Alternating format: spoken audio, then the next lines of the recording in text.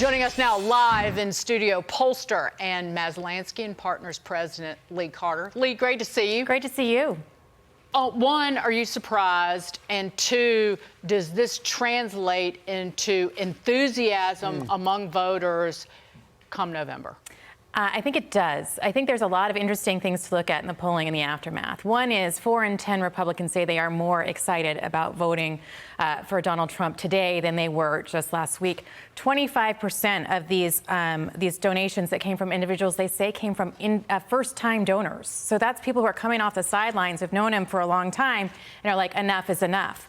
The other thing that I think is really interesting is before the verdict, 17% of Republicans said they would reconsider their vote for Donald Trump if he were convicted. Now, after conviction, only 10% are saying that they're going to reconsider. So it's actually come down since the verdict. So I think overall, Donald Trump is pretty much in the same place as he was before this verdict, with some people who are even more excited about him.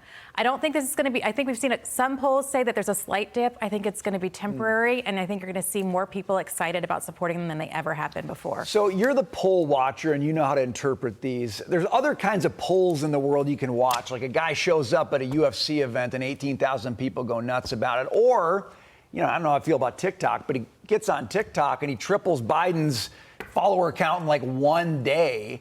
So what is that? I mean, how do you read stuff like that? How meaningful is that to you? You can always feel the energy where it goes. Except in 2020 when everybody was sort of at home during the election, when you are at these events, when you're around the candidate that's going to win, you feel it, you know it, and it just isn't there with Joe Biden in the same way it is with Donald Trump. 70% of those that support Donald Trump say they do so enthusiastically. Only 30% of Biden voters say that they're supporting him enthusiastically. It's more of an anti-Trump sentiment, and it's not a pro-Biden sentiment.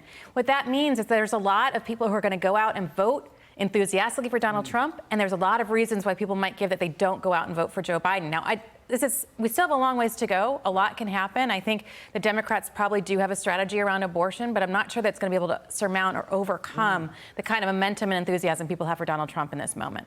We want to switch to good old Scranton Joe.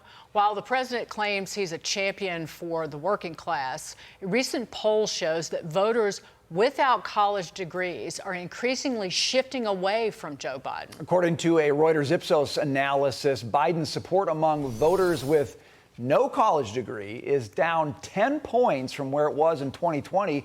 Meanwhile, Trump's gained 2 points. Lee, that looks very bad for Biden, but it says something, doesn't it, just about the way the public views his administration and who they've worked for over the last 3.5 years. Yeah, I think there's no doubt about it. And we're seeing Joe Biden is losing support among some of his key constituents. You've got people without college degrees. He's lost by 10 points. He's losing women. He's losing young people. He's lost support among, he still has the majority of support among black voters and Hispanic voters, but he's lost a significant amount of support across all of those key constituencies. And I think it spells a problem for him. I think it really underlies the point that he has not had empathy for the people and what they're saying their problems are. He's telling them the economy's never been stronger when it actually is really hurting them. And I think he has got to stop that argument and start showing that he feels the pain of the American people. He hasn't done that, and I think it really has hurt him quite a bit. Mid-May, non-college voters, for you and your family, does it feel like the economy is getting better or getting worse? 71% said it was getting worse, and that among non-college. And why do they hate him so much is because of the student loan forgiveness. Right. More than 60% of Americans do not have a 4-year college degree, and it's like 87% of Americans have no student loan debt. And he has crowed repeatedly about forgiving $155 billion for 4.5 million people. And people hate him for it. People hate him for it, and you would think that he would have gotten increased support among young people. He's lost support among people that are 18 to 24. This isn't working for him. I think it just goes to reinforce what many people believe, which is that the liberal and Democrats that are the elite party. Right. They are not the working class people who cares about people like them. 82% of Americans, whether they're going to vote for Donald Trump or not, believe that he cares about the problems that they're facing.